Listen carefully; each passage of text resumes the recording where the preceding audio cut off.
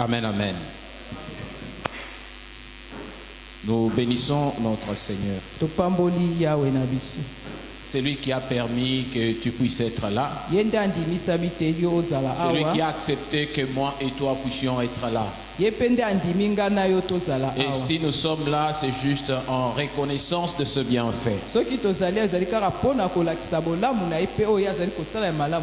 En rappel, le dimanche passé, nous avons parlé de la part de Dieu et de ce que Dieu attend de l'homme. C'est-à-dire tel que nous sommes, nous avons des problèmes, nous avons des difficultés. Il y a des situations qui par moment tu te poses des questions. Et quand tu te poses des questions au devant de toutes ces situations, et à un certain moment tu as comme impression que Dieu ne t'écoute. À un certain moment, tu as comme impression que Dieu est loin de toi. Jérémie est en train de dire, c'est Jérémie chapitre 15 que nous avons partagé le dimanche passé. Il dit, serais-tu pour moi comme une source d'eau trompeuse? C'est-à-dire quand je viens crier auprès de toi, quand je te présente le souci, le chagrin de mon cœur, qu'est-ce qui fait, Seigneur, que tu ne puisses pas entendre? Je regarde ma situation, je regarde mes problèmes, je regarde les difficultés que je suis en train de connaître. Je me pose beaucoup de questions. Mais le Seigneur commence à répondre à Jérémie. C'est là que nous avons dit, au-devant de tout ce que tu peux connaître, comme situation difficile dans ta vie, comme circonstances calamiteuses dans ta vie, et à un certain moment tu auras une parole qui commence à te parler. Tu peux t'agiter, tu peux avoir des tracasseries au plus profond de ton cœur. Tu peux regarder ce qui ne marche pas et tu te dis, j'ai envie d'abandonner. Pourquoi? Parce que ça ne marche pas. Mais lorsque Jérémie est arrivé à ce point-là, et toi aussi quand tu arrives à ce point-là, le Seigneur parle toujours par des soupirs inexprimables. Vous savez qui est arrivé au devant d'Élie? Il fuyait, il était en train de chercher où il pouvait s'abriter. Quand il est monté dans les montagnes, il a commencé à attendre que Dieu lui parle. Il pouvait penser que c'est dans la tempête que Dieu a. La tempête est passée, l'ouragan est passé, les voix fortes sont passées, mais le Seigneur s'est exprimé juste par un vent doux. Et la parole du Seigneur est sortie pour parler à Élie. À un certain moment de notre vie, nous attendons seulement peut-être que quelque chose de grand se produise, afin que l'on sente que Dieu est là, afin que l'on sente que Dieu nous accompagne et qu'il est prêt à nous soutenir. Si toi tu fais ta part, Dieu fera aussi sa part.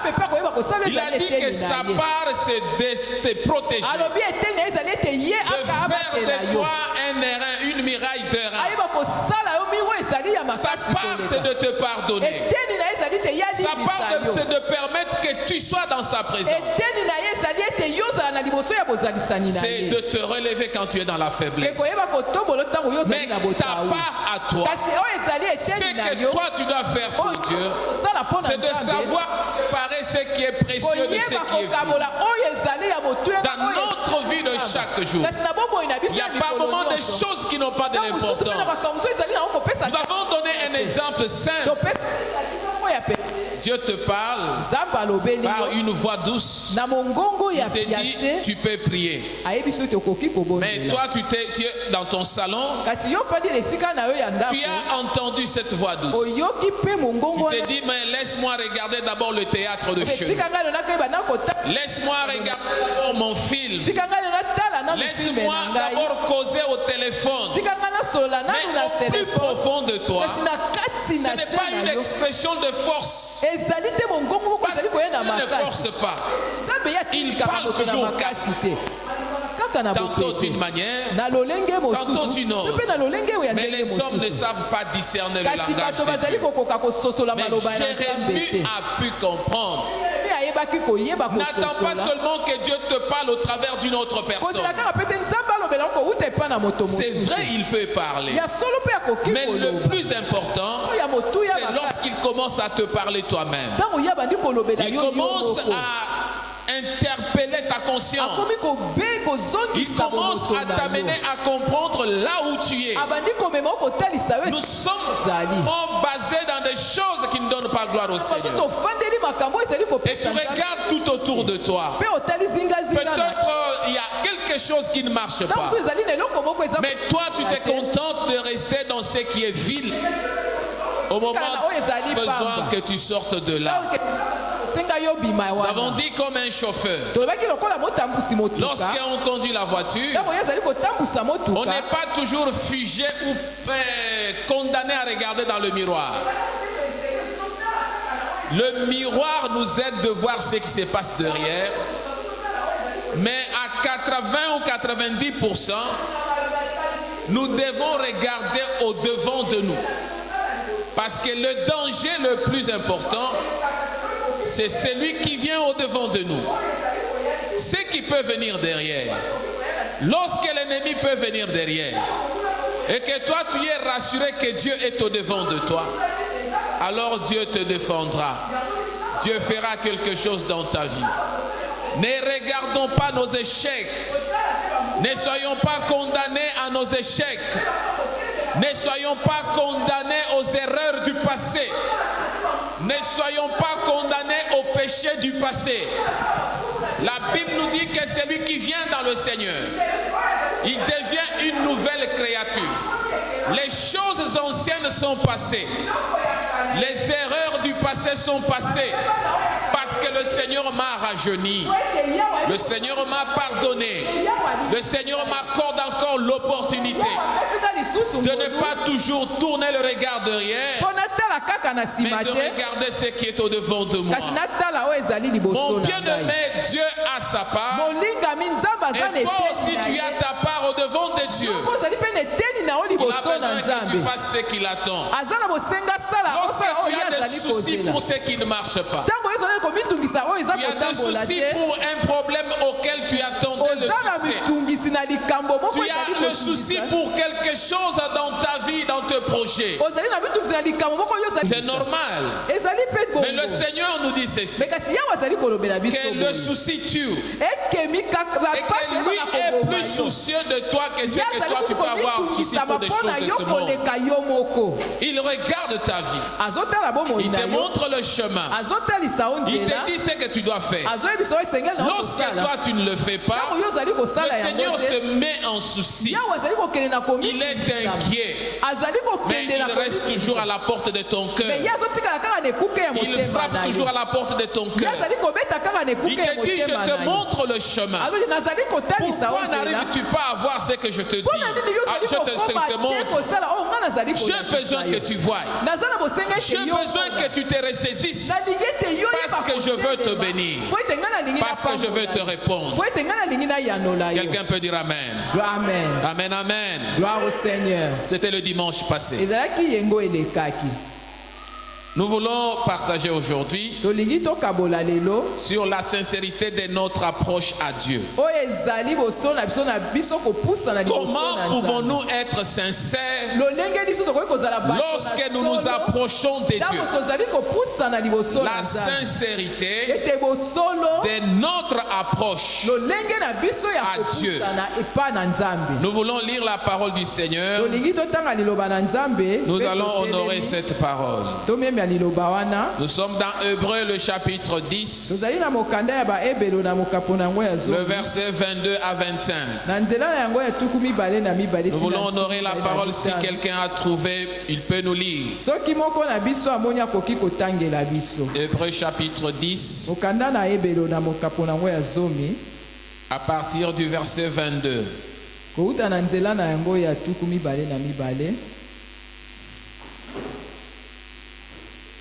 Maman Julie, tu as trouvé? Amen.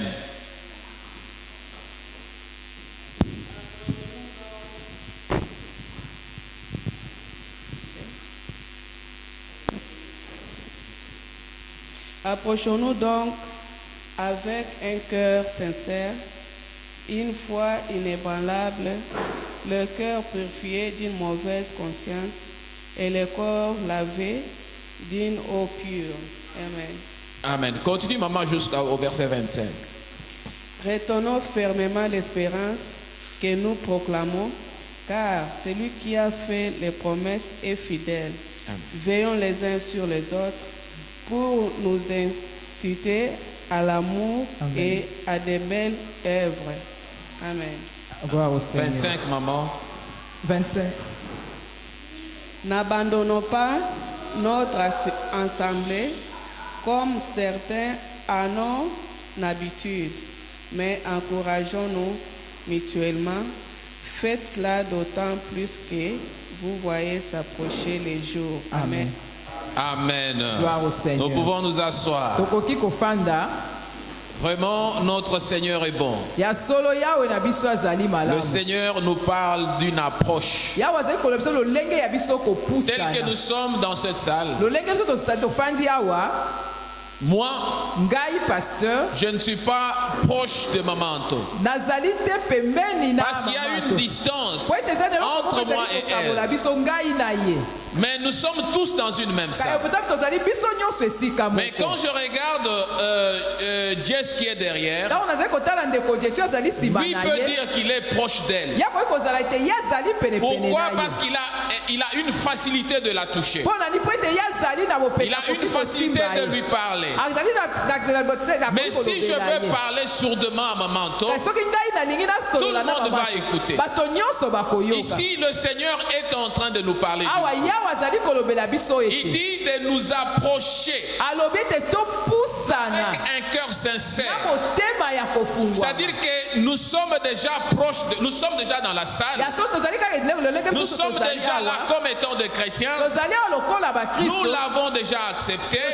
Mais il a besoin que nous puissions nous approcher. Que nous puissions être encore beaucoup plus proches de lui. Parce que ce n'est pas seulement le fait de nous approcher.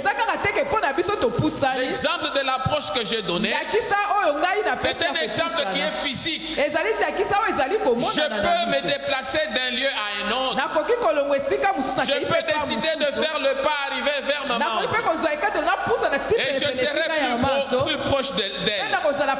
Mais ce que le Seigneur nous demande, cette approche du Seigneur avec un cœur sincère. C'est l'approche qui vient de notre cœur, de notre attitude que nous avons au devant de lui. C'est de ce qu'il attend dans notre cœur. Parce que nous regardons dans tout ce que le Seigneur nous veut. Il insiste toujours sur le cœur. Il parle beaucoup plus sur le cœur. Pourquoi n'a-t-il pas dit ici, approchez-vous avec une âme sincère ou un esprit sincère? Et il nous parle d'un cœur sincère. Le Seigneur nous réclame toujours le cœur. Le Seigneur a toujours besoin que nos cœurs soient au devant de lui. Cette approche que nous allons faire d'une manière spirituelle, c'est l'approche que nous faisons dans le brisement de notre cœur. C'est-à-dire que je regarde mon cœur.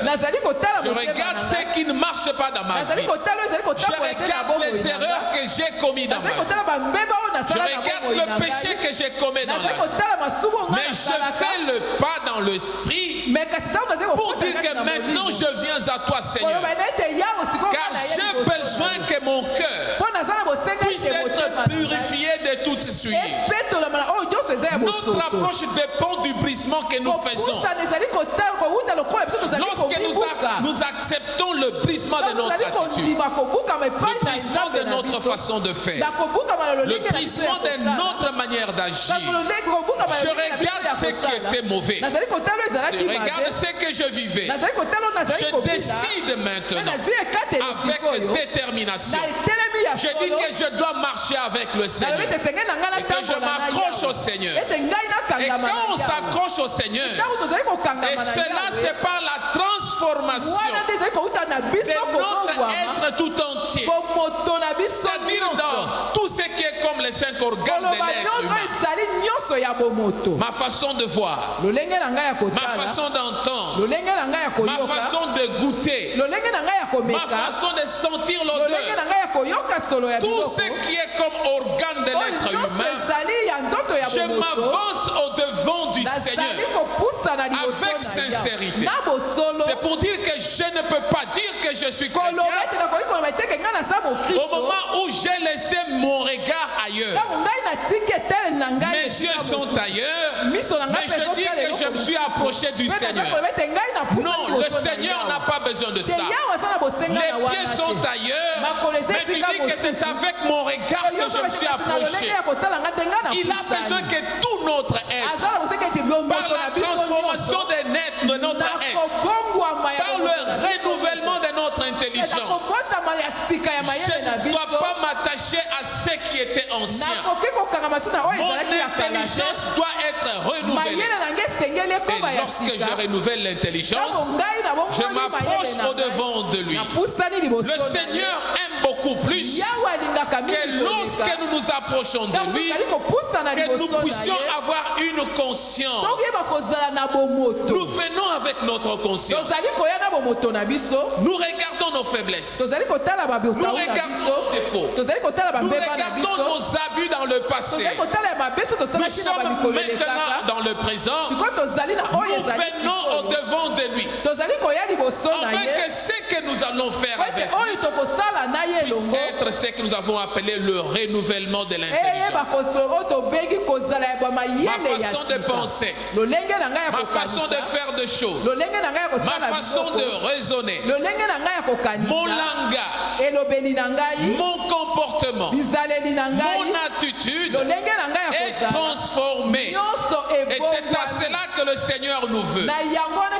Tu peux te poser une question. Dans quel état est ton cœur aujourd'hui? Si tu dis que tu es venu au devant du Seigneur, si tu dis que tu es venu dans l'église, si tu dis que tu es chrétien, tu es chrétienne, mais tu es venu au devant du Seigneur, tu es venu dans l'église, dans quel état est ton cœur?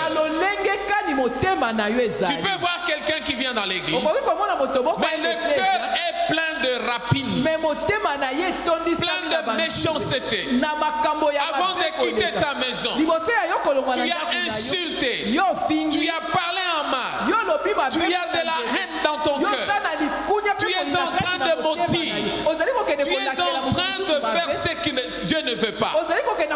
Mais tu t'es levé, tu dis que tu vas à l'église. C'est là que le Seigneur nous dit.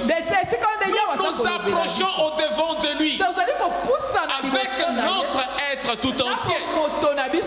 Lorsque je sais que mon odorat n'est pas fonctionnel, je me tiens dans la cuisine, l'odeur ne passera pas. Même si tu peux mettre le bon parfum, même si tu peux faire la bonne cuisine, mais tu ne sentiras pas l'odeur de ce que tu prépares. C'est la même chose quand on vient dans le Seigneur. Si tu es venu dans le Seigneur, tes oreilles sont toujours dans le monde. Les oreilles sont là pour écouter ce qui ne donne pas gloire au Seigneur. Mais tu dis que tu es venu au devant du Seigneur. C'est à cela que quand le Seigneur parle, tu vois quelqu'un qui est venu, c'est que je dis la fois passée, un licencié dans l'église, un licencié depuis qu'il a accepté le Seigneur. mais il n'a pas le diplôme qui qualifie qu'il est licencié. Cela veut dire quoi? Tu as mis des années. Tu es dans l'église pendant beaucoup de temps. Mais ton cœur n'est pas encore brisé. Ta vie n'est pas encore transformée. Ce que tu fais ne donne pas toujours gloire au Seigneur. Quand tu quittes l'église, ta bouche est donnée dans le monde au lieu que la bouche soit donnée au Seigneur. C'est-à-dire que tu sers Dieu en partie. Seulement les pieds se sont déplacés vers l'église, mais ton cœur est encore dans le monde. Il nous dit, approchons-nous de lui avec un cœur sincère, dans la plénitude de la foi, le cœur purifié d'une mauvaise conscience. Quelle conscience ou quel état de conscience? Quand tu te regardes là où tu es, quand tu examines ton cœur, est-ce que ton cœur est dans une conscience parfaite? Est-ce que tu ne te reproches de rien par rapport à ton entourage? Est-ce que tu ne te reproches rien par rapport à ta façon de vivre dans la société? Regarde-toi sincèrement. Comment peux-tu expliquer ton approche avec Dieu? Comment tu peux l'expliquer? Tu es là au devant de Dieu, mais il y a des choses qui ne sont pas encore dans les mains de Dieu. Il a besoin d'une sincérité. Vous savez ce qui est arrivé lorsque nous lisons l'épître aux Hébreux? Nous comprenons quelque chose. Le Seigneur nous dit que tout est nu et à découvert au devant de lui. Il n'y a rien qui soit caché au devant de notre Seigneur. Il voit tout. Il sait tout. Il connaît tout. Il n'y a rien qui soit caché. Pourquoi dit-il cela? C'est parce que c'est lui qui est le potier. C'est lui qui nous a créés. Il connaît là où il y a des problèmes. Il connaît si tu es sincèrement au devant de lui. Il sait si ton cœur est dans sa présence ou n'est pas dans sa présence. Dieu crée Adam. Il va former Ève. Et qu'après avoir fait cela, il dit à Adam ceci: voici le jardin que j'ai placé au devant. Vous pouvez tout manger sauf ceci. Mais Adam mentit par le serpent au travers de sa femme. Voilà qu'il va manger. Mais qu'est-ce qui se fait? Adam va aller pour se cacher. Il se cache au devant de celui qui l'a créé. Là où il va se cacher, c'est Dieu qui a fait pousser les arbres. C'est Dieu qui a fait tout ce qui était là où il se cachait. C'est pour dire que Dieu le voyait comment il fuyait. Mais parce qu'il n'y avait pas la sincérité du cœur. Dieu le voyait. Mais il l'a appelé pour savoir si lui sait que Dieu le voit. Il appelle Adam. La Bible dit que le Seigneur circulait dans le jardin. Il commence à appeler Adam. Où es-tu? Curieusement, le diacre parlait de où es-tu ici. Où es-tu, Adam? Adam ne voulait pas répondre. Il avait peur. Il s'est caché. Le Seigneur insiste auprès d'Adam. Où es-tu, Adam? Et Adam va répondre: je suis là, mais je me cache. Or la Bible nous dit: rien n'est caché au devant du Seigneur. Mais bien aimé, dans notre vie, il y a des choses pour lesquelles tu fais. Tu es seul, mais tu penses que Dieu ne te voit pas. Or c'est lui le créateur de toutes choses. Même la maison où tu es, il en est le créateur. C'est lui qui a fait les matières qui font qu'on puisse bâtir la maison. Où es-tu? Tu te caches. Pourquoi tu te caches? C'est parce que tu sais que tu as fait le mal. Pourquoi tu te caches? C'est parce que tu sais que ta vie, la façon que tu la mènes, ne te permet pas d'être dans la présence du Seigneur. C'est ce qui fait par moment que vous trouvez les gens qui refusent de venir à l'église. Pourquoi il se juge par rapport à sa vie? Il regarde son comportement.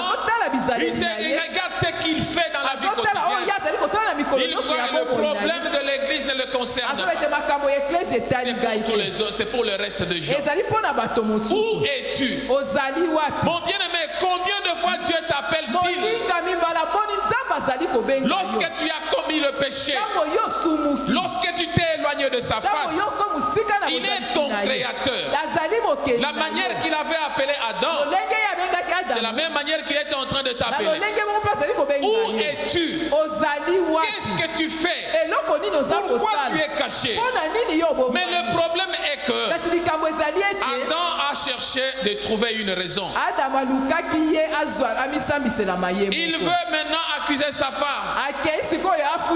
Au lieu de dire seulement que j'ai péché parce que j'ai mangé le fruit, c'est justifié plutôt. Il voulait se justifier. Il dit non, ce n'est pas moi. Je me suis caché ici parce que celle que tu as placée à mes côtés, elle a mangé le fruit, elle m'a donné, et que c'est ainsi que moi aussi j'en ai mangé. La malédiction que nous subissons aujourd'hui, mes bien-aimés, c'est à cause de la chute d'Adam, c'est vrai. Mais le plus grand problème, surtout parce qu'Adam a manqué l'humilité au devant du Seigneur. La reconnaissance directe de son forfait. Il a voulu se justifier. Beaucoup de chrétiens aujourd'hui sont dans l'église, mais ils ont toujours cherché des moyens de se justifier. Adam a ignoré qu'il était le détenteur de la vision. Dieu ne pouvait pas condamner directement Ève. Il ne pouvait pas appeler directement Ève. Parce qu'il savait comment il avait établi la responsabilité. Dieu t'a établi responsable. Tu es responsable de ta vie. Tu es responsable des actes que tu poses. Mais à chaque moment que le Seigneur est en train de t'appeler, tu es en train de chercher le justificatif. Il t'appelle, où es-tu? Tu dis non, je ne suis pas parti à l'église parce que la sœur telle a parlé mal de moi. Où es-tu? Je ne sais pas prier parce que le problème que j'ai prié beaucoup de temps, tu ne m'as pas entendu. Où es-tu? Pourquoi te caches-tu? Pourquoi quand moi je te parle, toi tu ne veux pas écouter ce que je te dis? C'est ça l'attitude d'un chrétien aujourd'hui. C'est ça ce qui se passe dans la vie d'un chrétien. La sincérité du cœur. Et cette sincérité fait que nous puissions nous approcher de Dieu. Si le cœur n'est pas sincère, si notre façon de nous présenter à Dieu n'est pas une façon qui est sincère, nous aurons toujours beaucoup de problèmes. Beaucoup se disent sincères, chrétiens plutôt. Tu es chrétien, mais du point de vue de la sincérité, ton approche avec le Seigneur, tu verras que tu as laissé encore quelque chose quelque part. Tu verras que tu ne sais pas encore te tenir bien au devant du Seigneur. Il y a beaucoup d'années, j'ai donné le témoignage ici d'une sœur à l'église. On venait prier. Lorsqu'on vient dans l'église, tellement qu'elle était sorcière, qu'est-ce qu'elle faisait? Elle prenait sa sorcellerie, elle laissait ça à l'arbre qui était avant d'entrer dans l'église. Elle vient, elle lit ça spirituellement. Elle entre dans l'église, enfin qu'on ne voie pas qu'elle est sorcière. Et à chaque fois on priait.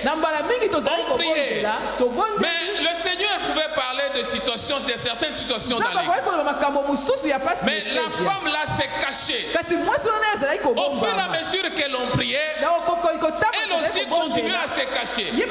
Mais un jour, lorsque le Seigneur a voulu l'appeler par son nom, c'était en plein culte. Le Seigneur se révèle.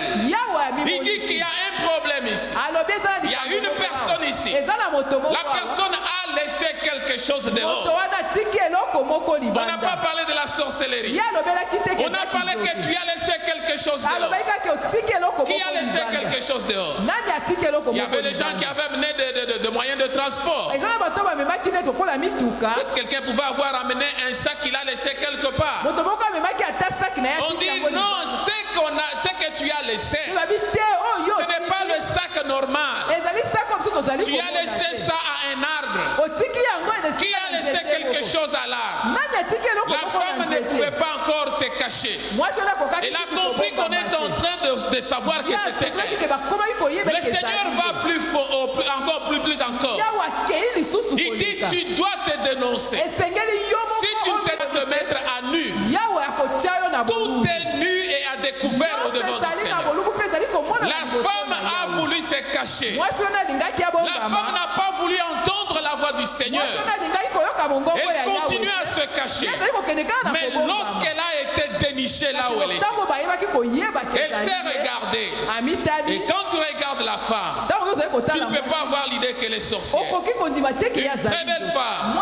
Mais quand elle venait, tellement qu'elle était ancrée dans la sorcellerie, elle venait, elle laissait quelque part, mais elle venait avec son corps dans l'église. Elle a laissé son esprit quelque part.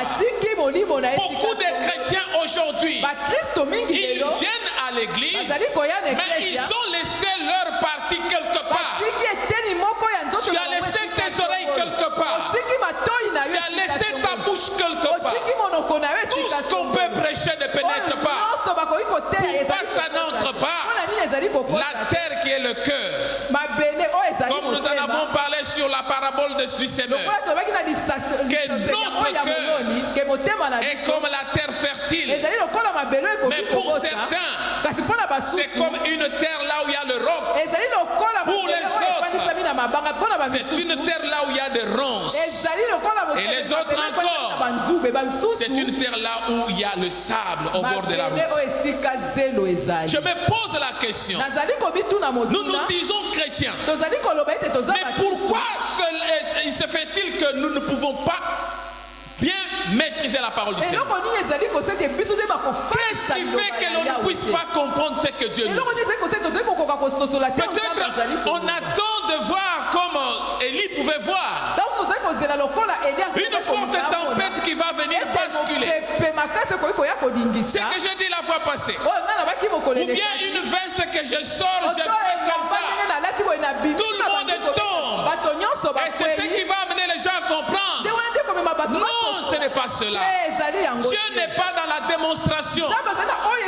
Mais Dieu est dans l'actualisation.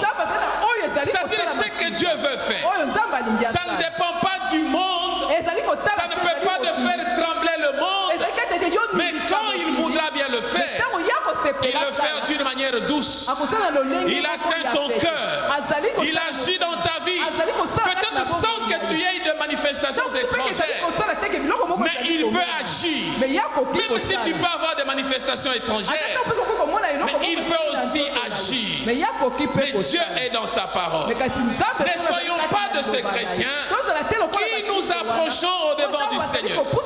Mais la sincérité n'est pas dans notre vie. Le cœur sincère nous dit la sincérité de notre cœur.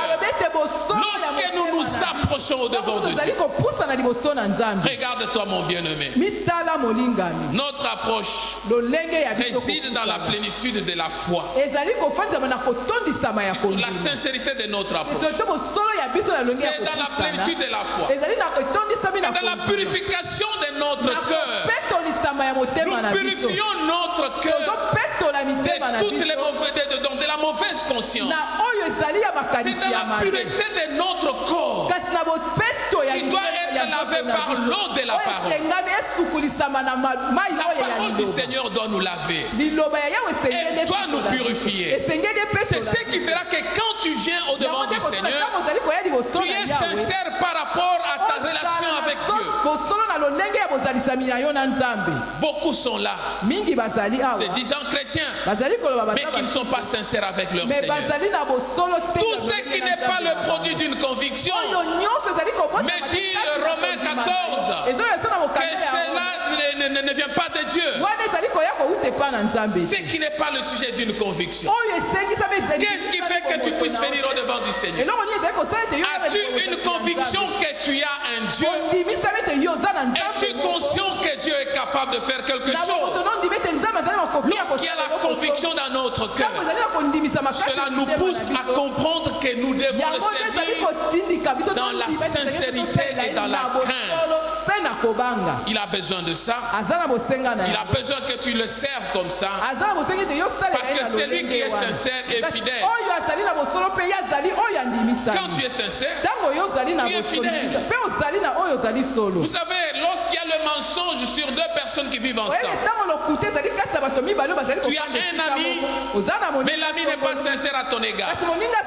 Il vient auprès de toi, il te dit quelque chose aujourd'hui, et demain il change. Tu vois qu'il n'y a pas la sincérité. Et tu verras que là où il n'y a pas la sincérité, il n'y a pas la fidélité.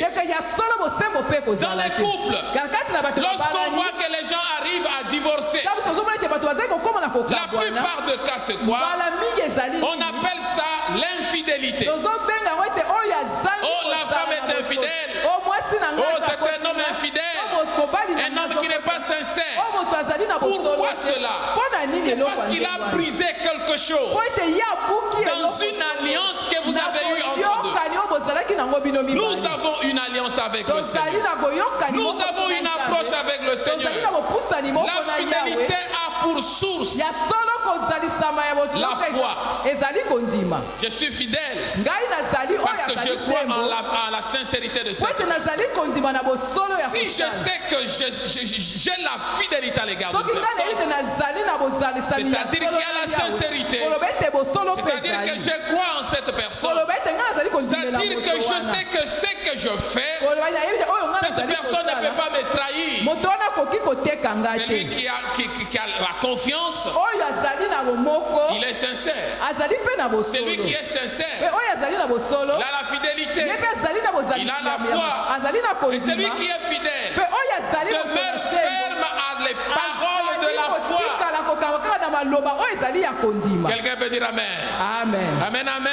Retenons bien, mes bien-aimés, que c'est la foi qui établit le croyant dans sa fidélité. Si tu n'as pas la foi, si tu ne sais pas croire à ton conjoint, tu ne sais pas croire à ton ami, vous ne serez jamais fidèle. Quel ami fidèle et tendre que nous avons en Jésus-Christ. Il est toujours prêt à nous soutenir, toujours prêt à nous tendre la main. Parce qu'il sait qu'il y a une sincérité. Il sait qu'il ne peut pas nous décevoir. Il sait qu'il ne peut pas nous trahir. Quand j'écris auprès de lui, il entend ma voix. Il m'apporte son soutien. Tu dois savoir une chose, mon bien-aimé. S'il t'arrive de ne pas honorer la parole du Seigneur, de ne pas honorer l'engagement que tu as avec le Seigneur, c'est-à-dire qu'il y a un problème. Sache bien que ta foi est déjà mise en danger. C'est une foi mise en péril juste à cause de ce que tu as introduit. Tu as un engagement avec le Seigneur. Tu as un engagement avec ton mari, avec ton ami. Cet engagement-là, quand tu n'arrives pas à l'honorer, sache bien qu'il y a quelque chose qui cloche. Il y a quelque chose qui ne marche pas. C'est-à-dire que tu as brisé un élément qui fait que tu ne puisses pas le faire. Dans 2 Timothée le chapitre 2 verset 13, la Bible nous dit ceci: si nous sommes infidèles, il demeure fidèle, car il ne peut se renier lui-même. C'est ça la relation avec Dieu. Nous venons au devant de lui. Il veut que nous puissions être sincères. Nous avons dit celui qui est sincère est fidèle. Celui qui est fidèle a fait confiance. Celui qui fait confiance a la foi. Mais quand nous regardons notre Dieu, il nous dit que si nous sommes infidèles, mais lui reste fidèle à jamais. Il ne peut pas se renier. Mais ça ne se fera pas si toi tu n'es pas star, si toi tu n'es pas sincère, si toi tu ne sais pas te tenir au devant de lui, comme il est en train d'attendre que tu puisses le faire. Peux-tu dire aussi à Dieu que tu es fidèle? En quoi es-tu fidèle à Dieu? En quoi es-tu sincère au devant de Dieu? Qu'est-ce qui peut prouver que tu es sincère?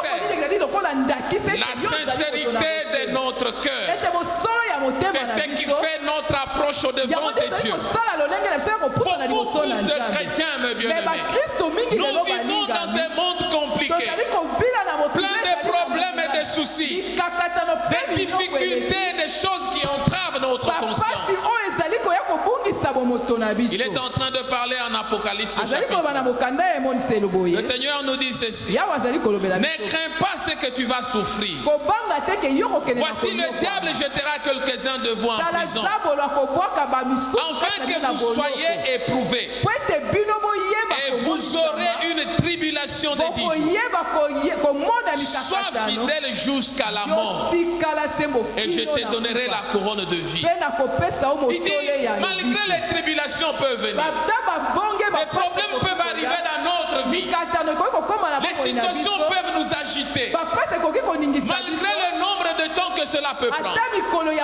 Mais il nous demande que malgré tout cela, sois fidèle jusqu'à la mort.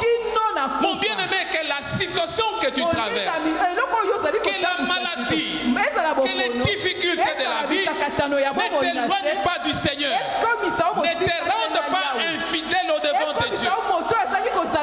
Alléluia.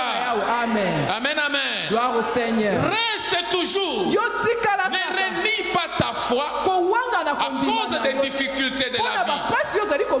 Ne renie pas le Seigneur. Les temps difficiles sont là. Le Seigneur prévient toujours. Il y aura des temps difficiles, il y aura des tribulations, il y aura des situations qui ne marcheront pas peut-être. Mais au devant de tout cela, il a besoin de ta sincérité, de dire que je ne peux pas te trahir, Seigneur, de dire que je reste fidèle attaché à toi, et que quand tu es fidèle, le Seigneur est dans la joie, parce que lui reste fidèle à jamais. Il a besoin de nous ramener de notre infidélité, de notre manque de sincérité. Il a besoin de nous ramener à la sincérité, afin que quand nous nous approchons devant de nous avec un cœur sincère, nous saurons comment accomplir nos engagements. Amen, amen. Gloire au Seigneur. L'une des preuves d'un homme de foi, ça a été toujours la fidélité. Un homme de foi, malgré les moments difficiles, il reste fidèle, il reste attaché à Dieu. Malgré tout ce qu'il peut trouver dans la vie, il se dit non, je ne peux pas te quitter, Seigneur. Ça peut aller en haut, ça peut aller en bas. Il reste toujours attaché au Seigneur. Il est confiant en Dieu. Il place la confiance dans son maître. C'est pourquoi par moment nous écoutons les sermons dans le mariage. Pour le meilleur et pour le pire. C'est ça. Mais est-ce que le meilleur et le pire que la personne prend comme engagement? Il a pris cet engagement à cause de l'auditoire qui est là, à cause du pasteur qui est là, ou bien à cause de la sincérité de son cœur. Lorsqu'il n'y a pas la sincérité, toute alliance va se rompre et il n'y aura pas l'espoir dans la foi. Un infidèle a toujours abandonné facilement. Il regarde la situation, il regarde ses engagements, parce qu'il sait qu'il est infidèle. Il dit non, moi j'abandonne, moi je ne veux pas aller loin. À cause de quoi? Ça peut être l'influence de son milieu, ça peut être la mauvaise compagnie. Tu vois quelqu'un qui vient à l'église, alors il y a quelqu'un qui commence à lui dire à l'église, elle ne va pas à l'église. Ah, pourquoi à l'église? L'environnement. mauvaise compagnie. Si toi tu étais infidèle, tu n'étais pas sincère avec ton Dieu, tu abandonneras facilement le chemin de Dieu. Mais si tu es quelqu'un qui est fidèle, qui est sincère, qui marche dans la foi, qui connaît pourquoi il est en train de servir le Seigneur, malgré les gens qui peuvent venir, malgré ceux qui peuvent venir te dire que tu t'es quitté le Seigneur, Job a regardé ses amis. Il lui disait non, maudit ces dieux et abandonne. Voilà que ta maladie persiste, ta situation est en train, elle est continuelle. Pourquoi continues-tu à faire confiance à ces dieux qui n'agissent pas au moment opportun? Mais Job regarde, il dit ma bouche maudire le Seigneur. Qu'est-ce que lui a fait du mal à mon égard? Mais même si ses corps se détériorent, même si les situations peuvent venir dans ma vie, même si les enfants sont partis et le bien, tout ce que je sais, mon Rédempteur est vivant. Parce qu'il s'élèvera toujours. Malgré les moments difficiles, il sera toujours à mon secours. Le Seigneur est vivant. Ne trahis pas ta confiance avec le Seigneur. Ne regarde pas les moments de secours de la vie. Fais confiance à l'Éternel. Approche-toi de ces dieux avec sincérité. Sois fidèle à Dieu. Fais confiance à Dieu. Vous savez ce que la Bible est en train de nous dire? Nous l'avons lu dans Hébreux le chapitre 10 verset 25. Il dit n'abandonnons pas notre assemblée comme c'est la coutume de quelques-uns, mais exhortons-nous réciproquement. Et cela d'autant plus que vous voyez s'approcher le jour. Si je prends encore le verset 35, il nous dit n'abandonnez donc pas votre assurance à laquelle est attachée une grande rémunération. N'abandonnez pas. Qui est celui qui ne doit pas abandonner? C'est celui qui est fidèle. C'est celui qui est sincère. Qui s'attache, qui a confiance. Il dit n'abandonne pas l'assurance que tu as. L'assurance que tu as, l'assurance dans la parole du Seigneur. C'est la parole du Seigneur qui nous garantit dans beaucoup de choses. Mais si toi tu abandonnes l'assurance de ton salut, sur le chemin tu dis j'en ai marre maintenant. Depuis que je suis chrétien, depuis que je viens à l'église, non, j'en ai marre, je veux prendre mon repos. Il n'y a pas de vacances quand on est sincère à l'égard de Dieu. Parce que même si tu restes à la maison, si tu es un chrétien sincère, le Seigneur continuera toujours à interpeller ta conscience. N'abandonnons pas notre assemblée comme c'est la coutume de quelques-uns. Pourquoi Paul écrit-il ceci? Plutôt, ce n'est pas nécessairement Paul.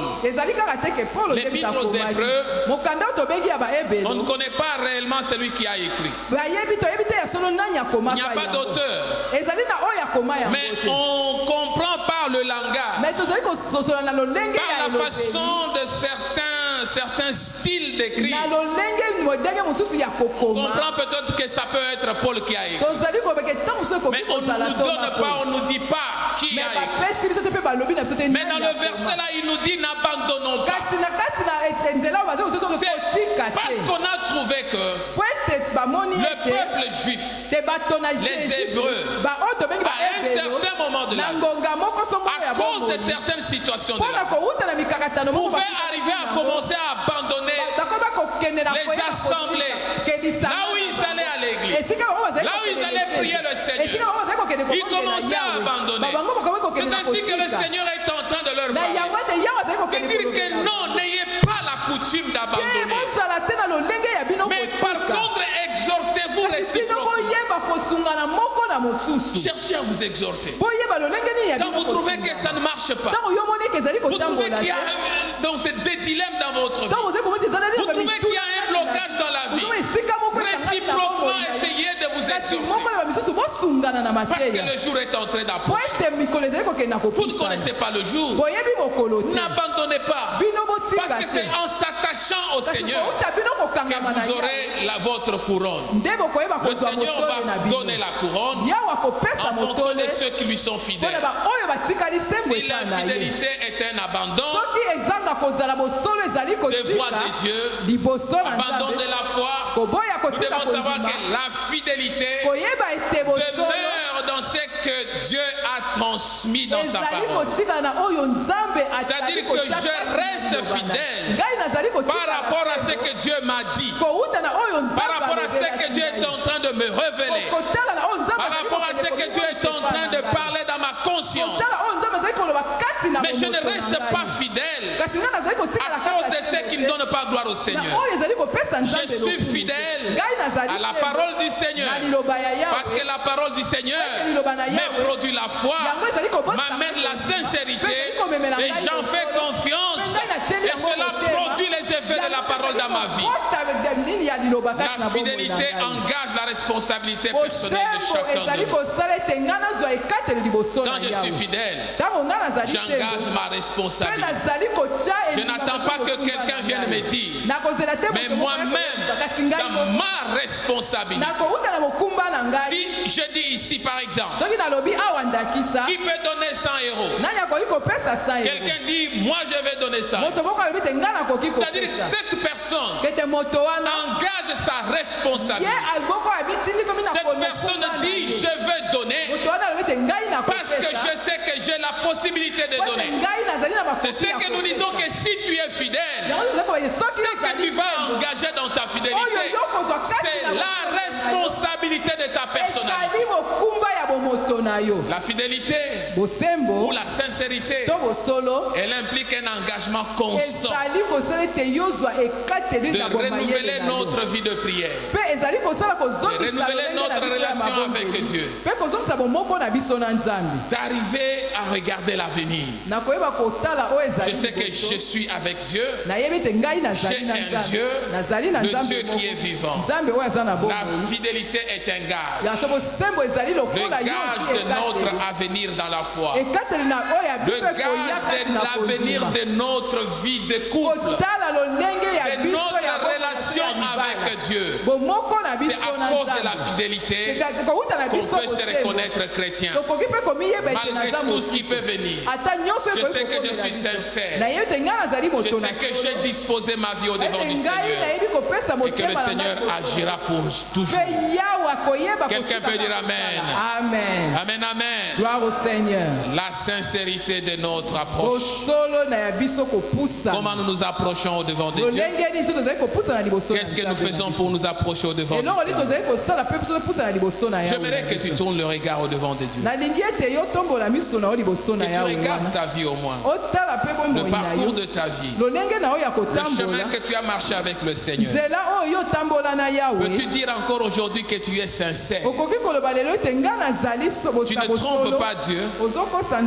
Tu n'es pas menteur, menteuse au devant du Seigneur. Le Seigneur a besoin des chrétiens qui sont sincères. Même si tu es dans les faiblesses, tu viens avec tes faiblesses au devant du Seigneur. Mais ne te cache pas. Tu dis, Seigneur, j'ai péché. Seigneur, je n'ai pas fait ceci. Je n'ai pas obéi à ta parole. Tu es sincère au devant du Seigneur. C'est ce que le Seigneur nous veut. Mais il ne veut pas ceux-là qui... Tu sais que tu n'es pas sincère. Tu sais que tu es un menteur. Tu sais que tu es la personne qui n'est pas engagée sincèrement avec le Seigneur. Mais tu fais semblant de l'être. Le Seigneur n'a pas besoin des hommes et de femmes comme ça. Nous voulons prier notre Seigneur. Dire à notre Seigneur que notre approche ne puisse pas être une approche physique.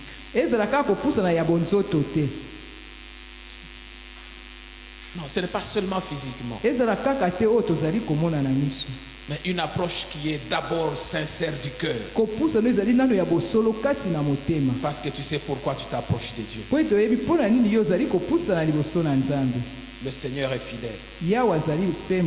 Dans son amour, dans sa parole, nous l'avons lu dans Timothée, que même si nous pouvons trébucher dans l'infidélité,